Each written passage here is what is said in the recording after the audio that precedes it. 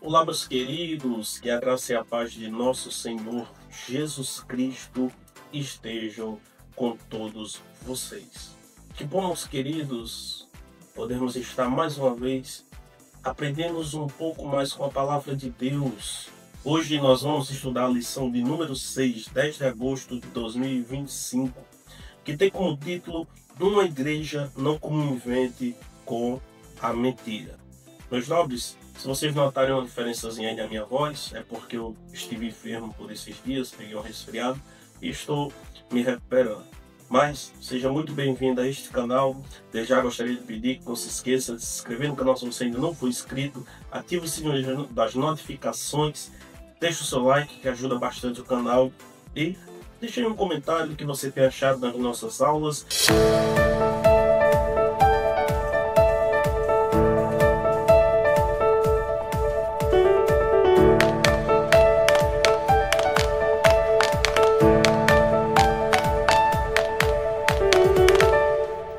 Muito prazer, eu sou o professor Wilson e hoje nós vamos estudar uma igreja não conivente com a mentira. O textuário está em Atos, capítulo 5, versículo 3, que nos diz assim: Disse Pedro, Ananias, por que encheu Satanás o teu coração para que mentisses ao Espírito Santo e retivesses parte do preço da herdade? A verdade prática nos fala assim: como toda forma de engano, a mentira é pecado.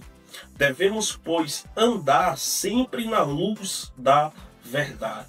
Meus nobres, a leitura bíblica em classe está em Atos capítulo 5, versículo do 1 ao 11, que fala assim: mas um certo varão chamado Ananias, com Safira, sua mulher, vendeu uma propriedade e reteve parte do preço, sabendo-a também sua mulher, e levando uma parte, a depositou aos pés dos apóstolos. Disse então Pedro: Ananias, por que encheu Satanás o teu coração para que mentisse ao Espírito Santo e retivesses parte do preço da herdade? Guardando-a, não ficará para ti, e vendida, não está em teu poder? Porque formaste este desígnio em teu coração? Não mentiste aos homens, mas a Deus. E Ananias, ouvindo estas palavras, caiu e expirou. E um grande temor veio sobre todos os que isto ouviram. E levantando-se os jovens, cobriram o morto e transportando-o para fora o sepultaram. E passando um espaço de quase 3 horas, entrou também a sua mulher, não sabendo o que havia acontecido. Disse-lhe Pedro: dize-me, vendeste, portanto, aquela herdade? E ela disse: sim, portanto. Então Pedro lhe disse: por que é que entre vós vos concertastes para tentar o Espírito do Senhor?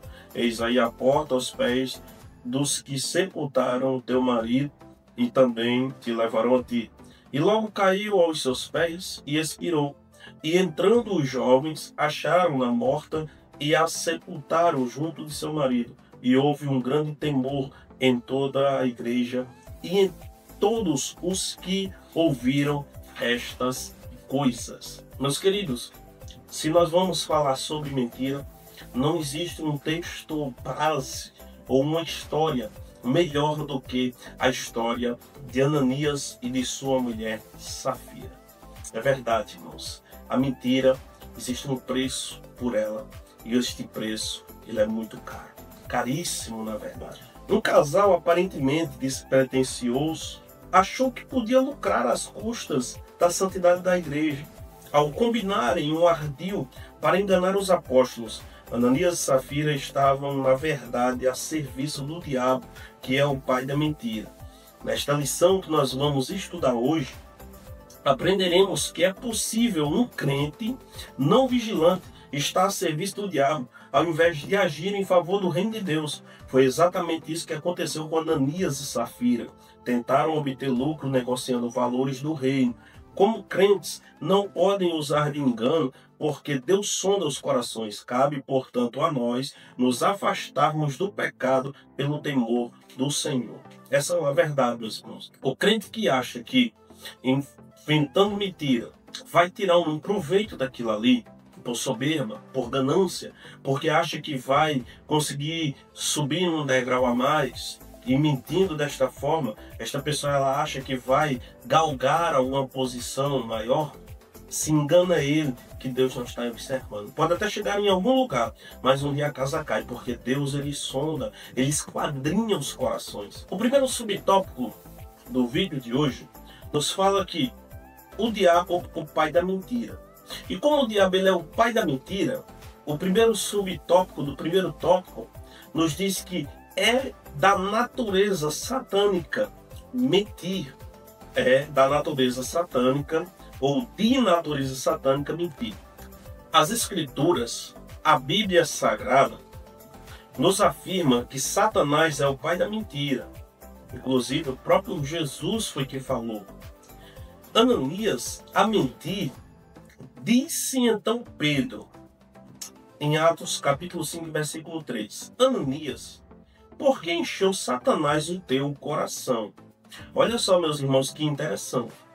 Ao mentir, após Ananias mentir, Pedro ele olha para Ananias e diz, Ananias, por que Satanás encheu o teu coração? Eis aí uma pergunta. Motivado pela cobiça, pelo desejo de obter o lucro fácil, Ananias deu lugar ao diabo, que levou a mentir. Jesus já havia afirmado que o diabo ele é o pai da mentira, em João capítulo 8, versículos 44. Satanás ele está por trás de toda mentira e de todo engano. Nós temos a referência bíblica, mais uma vez eu retorno a dizer, nós não podemos ler aqui porque senão o vídeo vai ficar muito longo, então dá uma pausa e lê aí na sua Bíblia, por gentileza. Em 2 Tessalonicenses capítulo 2, versículo 9 e 10. O apóstolo Paulo viu esse espírito de engano quando enfrentou Elimas, o mágico. Isso foi em Atos capítulo 13, versículo 10. Esta daqui é uma referência bíblica que eu quero ler na Bíblia juntamente com você, porque essa história aqui é muito interessante. Olha só, irmãos, a história de Elimas, o encantador, em Atos capítulo 3. Vamos ler a partir do 5. E, chegados a Salamina, anunciavam a palavra de Deus nas sinagogas dos judeus. E tinha também a João como cooperador. E, havendo atravessado a ilha até Pafos, acharam um certo judeu mágico, falso profeta, chamado de Bar Jesus. Olha só, Lucas está dizendo em Atos que Paulo, na sua viagem missionária, chegaram em Salamina e ali anunciando a palavra de Deus nas sinagogas, tinha ali um cooperador por nome de João. E então eles foram para uma ilha chamada Pafos. Lá eles encontraram um falso profeta, ele era mágico, chamado de Bar Jesus. A palavra Bar é uma palavra grega que traduzida quer dizer filho de. Então este homem, ele era mágico, fazia ilusões e ele dizia ser filho de Jesus. Por quê? Porque de alguma forma ele já ouviu falar de Jesus. O evangelho estava chegando ali, por intermédio de Paulo. Então quando Paulo viu aquela situação, viu aquela cena, o camarada dizendo que era filho de Jesus, operando mágicas ali, certamente essas mágicas, ele dizia que era milagre. Então, no versículo 7 diz assim, o qual estava com o procônsul Sérgio Paulo, homem prudente, e chamando a si Barnabé e Saulo, procurava muito ouvir a palavra de Deus, mas resistia-lhe a Elimas. Olha só que interessante, esse Sérgio Paulo, procônsul, estava com esse Elimas, o que se dizia ser filho de Jesus. Então ele, ouvindo que estava ali Barnabé e Paulo, Saulo, mandou chamar e ouvir a palavra de Deus. Só que ele resistia às conversas ali do Elimas e o encantador, porque assim se interpreta o seu nome, procurando apartar a fé do procônsul. Todavia Saulo, que também chamado de Paulo, cheio do Espírito Santo, fixando os olhos nele, disse, ó filho do diabo. Observe que em João capítulo 8, Jesus diz que o diabo ele é o pai da mentira, não é verdade? Então quando Saulo, o apóstolo Paulo, viu que este Elimas estava fazendo encantamentos, contando mentiras, Paulo olha para ele e diz, ó filho do diabo, você é um mentiroso, então você é filho do diabo. Então, ele continua a dizer: você é cheio de todo engano, de toda malícia, inimigo de toda justiça. Não cessarás de perturbar os retos caminhos do Senhor? Eis aí, pois, agora contra ti a mão do Senhor, e ficarás cego sem ver o pôr do sol por algum tempo. Quando Paulo viu um camarada inventando mentira, fazendo mágica, se chamando de Bar Jesus, Paulo foi e disse: olha, tu és filho do diabo, porque tu és um profeta, um falso profeta mentiroso, filho da injustiça. Você é contra toda a justiça divina, tudo aquilo que é santo. Aí Paulo vai dizer: olha, por causa da tua mentira, tu vai ficar cego sem ver o pôr do sol. E assim aconteceu.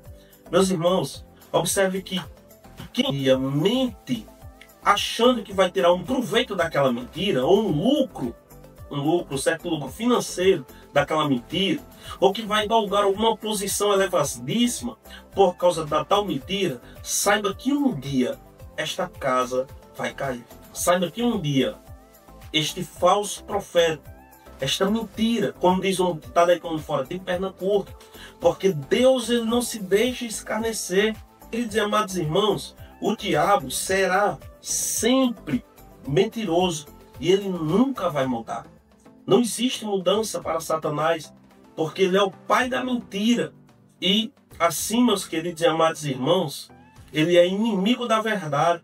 Como pai da mentira, ele é inimigo da verdade, porque Deus, ele é a verdade. Olha, o segundo subtópico nos fala que a mentira como um ardil maligno. Satanás não obrigou e nem forçou a Ananias a mentir, mas evidentemente plantou a semente do engano e da mentira em seu coração. A mentira é um dos seus ardis. É importante observarmos este detalhe. Satanás, ele não obriga ninguém a mentir. Não existe uma obrigação. Aquela pessoa que mente, a partir do momento em que ela mentir e ela atribuir isso aí a Satanás, ele é mais um mentiroso do que podemos até dizer que o próprio diabo, irmão. Isso aqui é uma incoerência, mas é uma realidade. Por quê? Porque Satanás, ele não induz ninguém a mentir. Muitas das vezes, quem mente é porque quer tirar proveito de algo. Na verdade, podemos até dizer que na maioria das vezes. Então, esta parte de mentir é uma brecha que o ser humano, ele dá em seu coração para que o diabo, ele venha, acha essa brecha e o induza. Por quê? Porque ele é ardil nesta área. Ele é astuto. A escritura, ela é bem clara. Em Efésios capítulo 4, versículo 27, o apóstolo Paulo vai dizer: não deis lugar ao diabo. Observa bem, igreja. Satanás, ele não obrigou Ananias a mentir de nenhuma forma. Só que ele deu lugar ao diabo. Ele deu essa brecha. Este pequeno lugar que ele deu ao diabo, ele foi o suficiente para que o diabo, ele semeasse no seu coração e ele contasse aquela mentira. A ponto do próprio apóstolo Pedro dizer que o seu coração estava cheio por Satanás. No versículo 3, Pedro diz a Ananias: por que encheu Satanás o teu coração?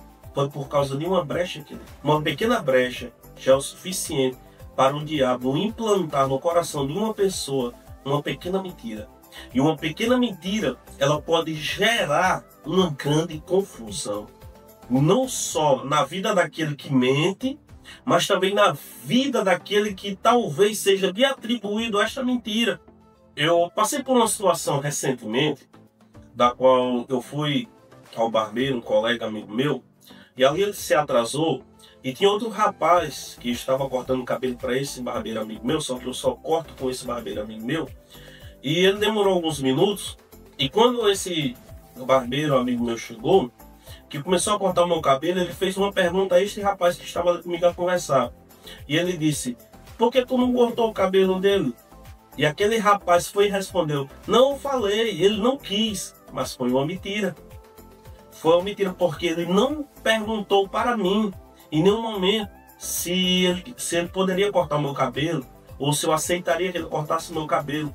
mas por prudência minha própria, para não denegrir a imagem daquele rapaz, porque ele estava chegando a nem um mês direito para trabalhar com aquele meu colega, eu não falei nada, mas eu sei, e ele sabe perfeitamente que ele mentiu. Quando eu saí, ele ficou olhando assim para o meu rosto, e eu olhei assim bem sério para ele, já com aquele olhar meio cauteloso também, sabe, dizendo para ele só um olhar: você mentiu, rapaz. E eu me calei para não prejudicar aquele rapaz. Mas ele mentiu, meus irmãos, querendo tirar um proveito daquela situação, né? Porque não quis falar a verdade pelo fato de não ter experiência, talvez, ou com medo de ser reprovado, chegar naquele trabalho. Então ele não teve a coragem de falar a verdade e de dizer para o rapaz lá que era barbeiro. Eu não perguntei a ele, mas ele preferiu mentir para se sair melhor da conversa. Mas aí, meus irmãos, eu quero te dizer uma coisa: não vale a pena. Não vale a pena mentir para querer sair no proveito de algo, para querer ganhar em cima de algo. Foi o que aconteceu com Ananias e Safira. Uma vez que você dá essa brecha, dá esse lugar, o diabo ele enche o coração da tal pessoa, e a tal pessoa ela está propensa a pecar mentindo. Ananias sabia disso. Sabia de quê? De que não era para dar lugar ao diabo, pois ele estava numa igreja doutrinada pelos apóstolos, né? Nós estudamos sobre isso, né? Que a igreja, ela perseverava na oração, na comunhão, na doutrina. Ela perseverava e passava esses ensinamentos que os apóstolos aprenderam com Jesus e passaram para a igreja. Então Ananias saberia perfeitamente do pecado que era mentir, de que Satanás é o pai da mentira. Só que a questão não estava em saber fazer a coisa certa, mas em subestimar o ardil inimigo que possui a capacidade de induzir as pessoas a fazer a coisa errada. É possível que o casal tenha flertado com a possibilidade de ganhar lucro e fama, fingindo estar fazendo a coisa certa, que eles quisessem, né? A Bíblia ela não fala isso, ela não deixa claro isso, mas é possível que talvez eles quisessem estar querendo tirar um proveito daquilo ali, pela fama. Por quê? Porque a igreja estava crescendo, a igreja ela se unia, ela vendia, repartia as suas herdades, ninguém padecia qualquer necessidade, e talvez eles foram motivados, né, por esta fama, para ganhar fama, ganhar lucro com isso, talvez, né? Então, essas duas coisas não são em si mesmas pecaminosas de uma forma, mas quando buscadas com a intenção errada, elas se tornam pecado. Essas duas coisas, o lucro financeiro e a fama, em si, elas não são pecaminosas. A forma está, o pecado está na forma em que elas vão ser buscadas. Se for debaixo da mentira, se for no arrumadinho, dando um jeitinho aqui. Então esta forma, a forma com que ela vai ser buscada, é que faz com que ela se torne errada. Mas não é errado ser próspero financeiramente, ser famoso, ter um lucro, né? Isso aí não é pecado. O pecado está na forma da qual ela vai ser buscada, né? Existem pessoas que veem até mesmo no meio da pregação uma forma fácil de viver, até mesmo ser um pastoreado, uma forma fácil de tirar um lucro por trás disso, no meio da mensagem, né? Cobrando seus certos valores. O terceiro subtópico nos diz: não subestime o inimigo. Meus queridos, é bem verdade que o apóstolo Paulo ele orienta os crentes a perdoarem e a não guardarem nenhuma raiz de amargura. 2 Coríntios capítulo 2, versículo 10 a 11. Segundo lado, não podemos superestimar o inimigo, visto ele já ter sido derrotado na cruz. Em Colossenses capítulo 2, versículos 15 nos diz isso. Por outro lado, não podemos superestimá-lo. Paulo orienta os crentes aos Efésios capítulo 6, versículo 11, a se revestirem de toda a armadura de Deus, para que possam ficar firmes contra as astutas ciladas do diabo. Meus queridos, é claro que o diabo ele já foi derrotado, e ele é um derrotado, e ele não tem poder nenhum sobre a igreja de Cristo, se assim Deus não permitir. Mas uma coisa que nós não devemos fazer é superestimar. Nós não devemos superestimar ele. A Bíblia, ela nos deixa clara que ele é um derrotado. Só que quando a gente superestima ele, quando a gente pensa que temos aquele poder de pisar na cabeça, chuta a cara dele, não é bem assim, meus irmãos. Não é bem assim que funcionam as coisas. Eu já vi pessoas que brincaram com isso e levaram um baque muito grande. Por isso que o apóstolo Paulo ele vai dizer que nós temos que nos revestir das armaduras de Deus, entendeu? Para que nós possamos suportar as astutas ciladas do diabo. Observe, igreja, que a expressão grega astutas ciladas traduz o termo grego metodeias, de onde procede o nosso termo português método. Então quer dizer que o diabo ele é meticuloso e trabalha metodicamente para enganar os cristãos. E o escritor aqui diz, vigiemos. Por que, meus irmãos? Porque o diabo ele tem métodos. Esses métodos são aqueles que o diabo ele vai usar não só na nossa vida, mas também naquele que nos cerca, para que nós venha a cair. Sempre vai existir um método, um jeito, entendeu? Que o diabo ele vai procurar. É por isso que nós temos que nos revestir. É por isso que nós não devemos parar de orar.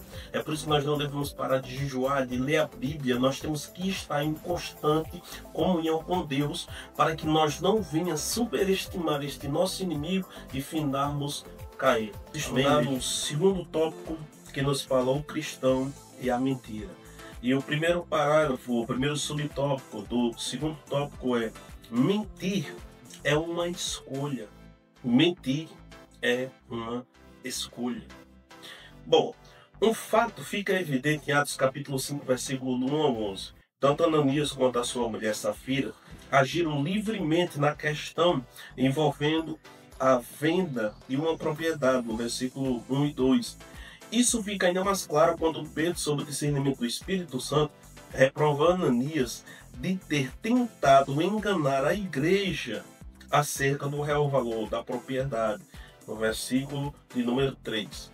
Ananias não foi obrigado, nem tampouco foi constrangido a agir de forma como ele agiu. Tanto ele como a sua esposa, que foi conivente com a ação dele, tomaram uma decisão livre. É importante, irmãos, observarmos que eles não foram constrangidos, eles não foram obrigados. Foi uma escolha própria deles tomarem para ter tal atitude de mentir. É como nós falamos lá no começo, que o apóstolo Paulo, lá no primeiro tópico, o apóstolo Paulo escreve aos Efésios, ele diz, não dê lugar ao diabo. Então, quando nós fazemos a escolha de mentir, aí a gente dá lugar, o diabo preenche o nosso coração e nós tomamos tal atitude. Nós tomamos o tal, meu irmão, ele é uma escolha para si, mentir ou não mentir. Mexendo com ela, não mexendo com ela. É uma escolha, meus irmãos. Deus ele nos deu um livre-arbítrio. E esse livre-arbítrio é um direito de escolha nosso. Então, meus queridos, mentir é uma escolha que envolve a natureza moral. Ora, para haver responsabilidade moral é necessário que os nossos atos sejam feitos livremente. Isto é, não estejam sob nenhuma força externa que nos obrigue a aplicá-las. O que isso quer dizer? Que Deus, como nos deu um livre-arbítrio, nós temos toda a liberdade de escolher. Por quê? Porque se Deus não nos desse livre-arbítrio, se ambos fossem de forma forçada, tanto pelo inimigo como por Deus, nós iríamos atribuir a ele, ah não, eu fiz isso porque eu fui obrigado, ah, eu fiz isso porque o Senhor me falou, porque o Senhor me obrigou, não, eu fiz isso porque o diabo me obrigou. Então, meus queridos, no dia do julgamento final, não vai ter atribuição a ninguém, atribuição nem para a direita nem para a esquerda. Por quê? Porque é uma escolha, errar ou não errar, mentir ou não mentir. É uma escolha que nós faremos. Então, meus queridos, que nós venhamos ter, por intermédio desse estudo de hoje, uma escolha certa e correta e que essa escolha seja não mentir. Amém? Então, meus queridos, neste aspecto, como veremos mais à frente, eles não poderiam culpar a ninguém, nem mesmo do diabo pelo que fizeram. Existem pessoas que atribuem, né? Não é verdade, irmãos? Não está acontecendo isso, o diabo se levantou fortemente. Muitas das vezes somos nós mesmos que causamos a situação. Muitas das vezes o crente ele causa a situação para a sua vida e depois ele vai dizer que foi o diabo que se levantou. Nós podemos usar o mesmo exemplo da mentira. Eu já vi pessoas inventarem mentiras por algo que estavam fazendo e não contarem a verdade e mentir. E por intermédio desta mentira, levantar-se algo gigantesco na sua vida e depois ele atribuir a Satanás. Ah não, Satanás se levantou de uma forma e eles acreditam dessa forma, meus irmãos. Dizia uma certa pessoa, da qual não me convém falar o nome, dizia que uma mentira bem contada várias vezes tornar-se-ia uma verdade. Isso é mentira, meu irmão. Isso nunca existiu, nunca existirá. Mentira é mentira e verdade é verdade. Mas que nós venhamos entender, que você venha entender que ninguém é obrigado a nada, que ninguém é forçado a nada. Por isso, meus irmãos, naquele grande dia, do grande julgamento do trono branco, não haverá aquela desculpinha de eu fiz porque, eu menti porque eu fui obrigado. Não existe isso. Deus ele te deu o livre-arbítrio. E o livre-arbítrio te dá a escolha de tomar as decisões do que é certo e do que é errado. O segundo subtópico nos fala atraídos pela mentira. Se por um lado Ananias e Safira tomaram decisões livres, por outro lado nós temos que observar que eles sofreram implicações de suas decisões. E Ananias, ouvindo estas palavras, caiu e expirou. Atos capítulo 5, versículo 5. Entenda que cada atitude tomada de forma mentirosa existe suas consequências. E muitas das vezes essas consequências elas resultam em mortes. O exemplo está aqui na Bíblia, Ananias e Safira. Muitas das vezes esses resultados resultam em mortes, talvez não física, mas também espiritual. Acontece, meus irmãos, acontece bastante. Eu acredito que você que está assistindo essa aula hoje, você já vivenciou isso, você já viu isso, talvez. Eu acredito, creio que todos nós um dia já vimos isso acontecer com alguém, ou já ouvimos pelo menos. Não podemos saber o que se passou na cabeça de Ananias e Safira para agirem como agiram. O certo é que quiseram obter vantagem com a negociação feita. É possível que ao verem os demais crentes fazendo ações lábeis, quando doavam seus bens, tiveram visto e nesse gesto uma oportunidade de obter, além do reconhecimento, o lucro pelo patrimônio que fora vendido supostamente doado. Bom, é provável que tenha sido isso. Eles viram os membros ali doando, né, e recebendo talvez alguma troca disso, e tamanho mérito, tamanha honra, e talvez eles tivessem crescido na área da soberba e por esse motivo tomaram a atitude de mentir. Porque muitas das vezes, irmãos, e na maioria das vezes, quem mente é porque sempre quer ter algo em troca, algo maior, algo melhor, está visando uma posição maior, está visando algo da qual vai trazer um retorno bom. E isso tanto faz na fama como na área financeira. Terceiro subtópico, mentir tem consequências. Toda mentira tem suas consequências. Ao agirem assim, Ananias e Safira não pensaram nas consequências de suas ações. Eis aqui um ponto importante, irmãos. A pessoa que mente, a pessoa que inventa uma mentira, quer seja para se beneficiar ou para prejudicar alguém, porque existe muito. Essa pessoa, ela não tem noção da consequência. Ela só vai ter a noção da consequência quando esta mentira ela vier à tona.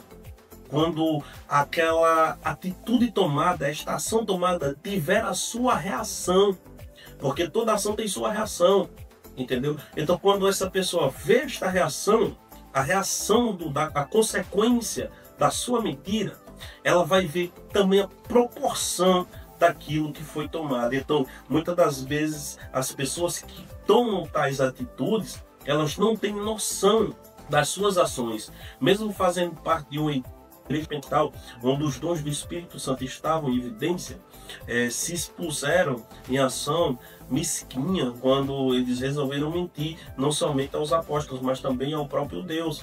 Você vai ver que Pedro ele disse, vocês não mentiram só para mim, vocês mentiram para o próprio Deus, conhece a cada um de nós, o nosso íntimo mais ser. E eles faziam parte de uma igreja pentecostal, eles viam os sinais, eles viam os dons, eles foram doutrinados, eles aprenderam dentro da palavra, irmãos. Viram diante dos seus olhos e ainda mentiram. Agora imagina nos dias atuais,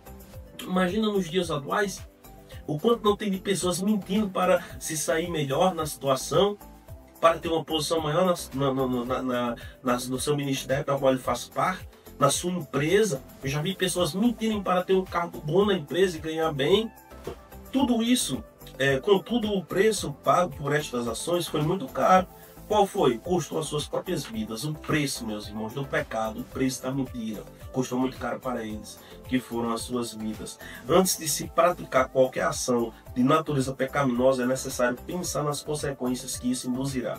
Quantos crentes, muitos deles experientes, hoje lamentam por não terem levado em conta as consequências de suas ações. Mais uma vez ele escreve dizendo: vigiemos. É verdade, irmãos. Não só na mentira, mas quantos crentes hoje, grandes homens de Deus, profetas, ministros, servos e servas de Deus, pessoas que foram muito usadas por Deus, que deram lugar ao pecado, que deram lugar à mentira e tiveram consequências trágicas na sua vida, no seu ministério, das quais até hoje, nos dias atuais, não conseguiram se levantar desta situação, não conseguiram sair mediante do problema da qual eles próprios criaram para as suas vidas. Que nós venhamos vigiar, meus irmãos, que nós venhamos tomar cuidado com aquilo que nós falamos, com aquilo que nós queremos, que nós tomamos muito cuidado para não darmos lugar ao diabo, porque existem consequências, meus irmãos. A consequência na vida de Ananias e Safira foi a perda de sua vida. Muitas das vezes a consequência na vida de nós como crentes, salvos em Cristo Jesus, é a perda da nossa vida espiritual e muitas das vezes também conjugal. Diz assim, a igreja que repele a mentira. Seja muito bem-vindo a este canal, que Deus abençoe grandemente a sua vida. Não se esqueça de se inscrever no canal, deixar o seu like, ativar o sininho das notificações e comenta aí qualquer coisa aí embaixo do que você tem achado das nossas escolas bíblicas dominicais. Amém? Meus nobres, o primeiro tópico do terceiro tópico nos diz que a igreja que repele a mentira, ela é uma igreja temente, ou seja, uma igreja que tem temor a Deus. Lucas destaca que os fatos ocorridos com Ananias e Safira trouxeram um grande temor dentro e fora da igreja. Olha só que interessante.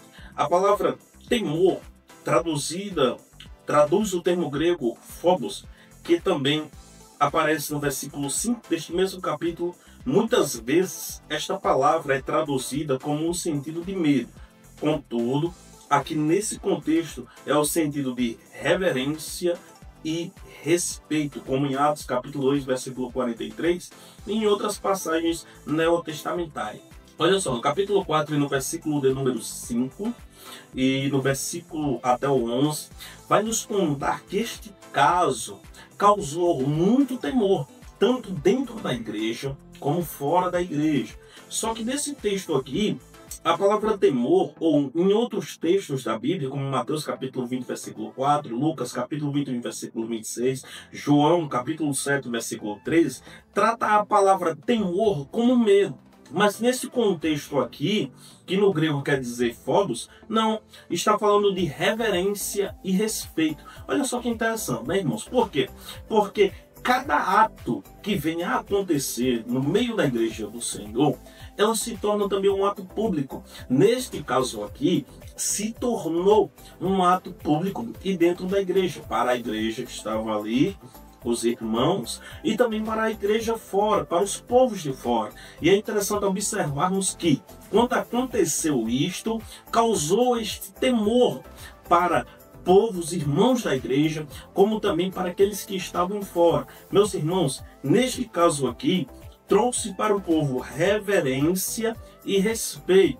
É importante observarmos que reverência não é apenas estar em pé na hora da leitura da palavra dentro da igreja. Isto é um ato de reverência. Só que reverência é impor respeito.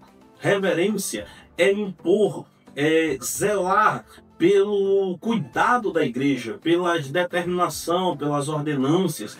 Ter temor é ter respeito para com os líderes. Olha só como é interessante, meus irmãos, observarmos por este contexto.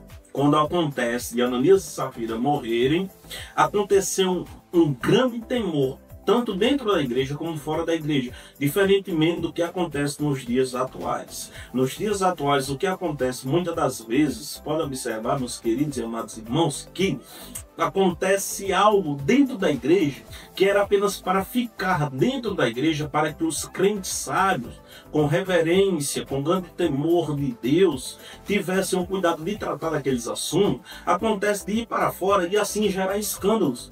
E esses escândalos trazerem as pessoas para que as pessoas elas vejam a igreja de uma forma totalmente contrária. Por isso que muitas pessoas falam dessa forma. É por isso que eu não vou à igreja por causa daquilo. Só que nesse caso aqui não. Eles aqui a importância de ter os dons espirituais na igreja. Por quê?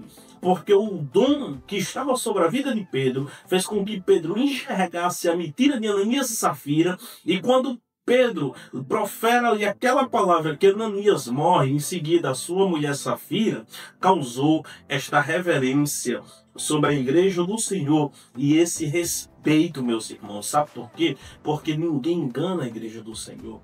Porque ninguém mente para a igreja do Senhor, para aqueles crentes que andam verdadeiramente em sinceridade com o Senhor. Assim como foi na vida de Pedro, acontece o que acontece. Respeito e reverência. Respeito pelo homem de Deus, que o homem é, e reverência pelo temor que vai causar mediante aquilo que ali é visto diante dos olhos daqueles que estão a observar. Meus queridos e amados irmãos, se Deus, olha só que interessante, se Deus não tivesse usado Pedro para pregar o intento daquele casal, o pecado teria centrado na primeira igreja e, sem dúvida, causado danos irreparáveis. Se Pedro não estivesse naquele exato momento cheio do Espírito Santo e tivesse acontecido do que aconteceu em passado impune, o pecado tinha entrado na igreja primitiva e tinha causado danos irreparáveis. Que igreja seria esta? A igreja seria esta, principalmente dos apóstolos, dos servos de Deus, não é verdade? Que igreja seria esta? Se a igreja primitiva permanecesse ou permitisse o pecado, né? Mas este julgamento de Deus, além do fato de punir o pecado do casal, serviu para mostrar quão séria é a igreja de Deus. Existem pessoas que pensam que ministério, que igreja é um movimento qualquer. Existem pessoas que pensam que igreja é algo qualquer, um centro, um lugar onde eu vou os finais de semana me distrair. Não, eu tenho que ir, nunca mais eu vou. Eu, na época que eu era do mundo, eu passei, até eu ia para a igreja católica, e eu passei um tempo sem ir, e eu disse, nossa, nunca mais eu fui um domingo para a igreja. Só que, meus irmãos, eu ia ali sem compromisso, sem responsabilidade, até porque a igreja católica ela não impõe esse compromisso e essa responsabilidade para com aqueles fiéis que ali estão. E quando eu saía da igreja no domingo à tarde, eu ia beber. Olha, meus irmãos, é importante observarmos que uma igreja cheia do Espírito Santo, ela é uma igreja que não permite o pecado e nem tolera o pecado, pois uma vez que o pecado ela entrar, ele causa um estrago tremendo. 1 Coríntios, capítulo 12, versículo 31, o apóstolo Paulo ele orienta a igreja de Corinto para buscar os dons com zelo.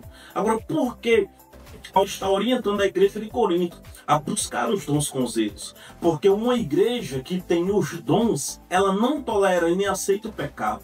Imagina aí se Pedro, naquela ocasião, não tivesse o dom de discernir o Espírito Santo naquele exato momento. Se ele não tivesse o discernimento, o dom do Espírito de discernir a mentira que Ananias iria passar para aquela igreja, como estaria as igrejas dos dias atuais? Aliás, como muitas aí já estão, né, irmãos? Então, eis aí a importância de buscarmos os dons com zelo. Ninguém pode agir na igreja de Deus de forma que achar mais conveniente, pensando que não estará sujeito ao julgamento divino. Engana-se aquele que vai para a igreja, vive de forma dissoluta, como se não houvesse um amanhã, não tem responsabilidade, vive com 2, 3, 4 mulheres, sai da igreja, já vai preparar bonzinho para fumar depois.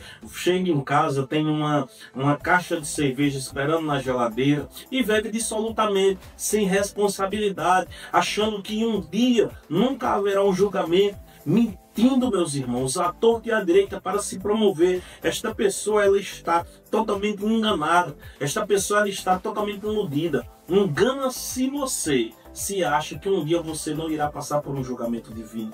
Que este temor, meus irmãos, que houve na igreja primitiva, quando viram Ananias e Safira mortos pela mentira, que este temor venha prevalecer e permanecer sobre as vidas.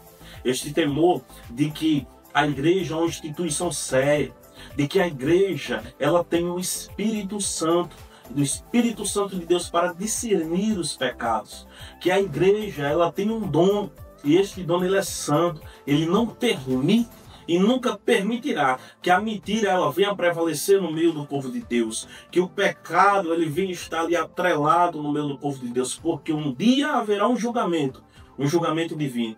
Um dia haverá uma colheita, e esta colheita, meus irmãos, irá separar os falsos dos verdadeiros, os bodes das ovelhas, os falsos mestres contra dos verdadeiros mestres, os falsos pastores vestidos, os que são lobos, vestidos em peles de ovelha. Irá haver sim esta separação. Um dia o julgamento divino virá.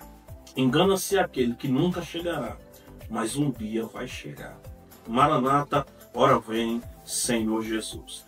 Meus nobres, o segundo subtópico do terceiro tópico nos fala que uma igreja que repele a mentira, ela é uma igreja forte, uma igreja que tem fortaleza.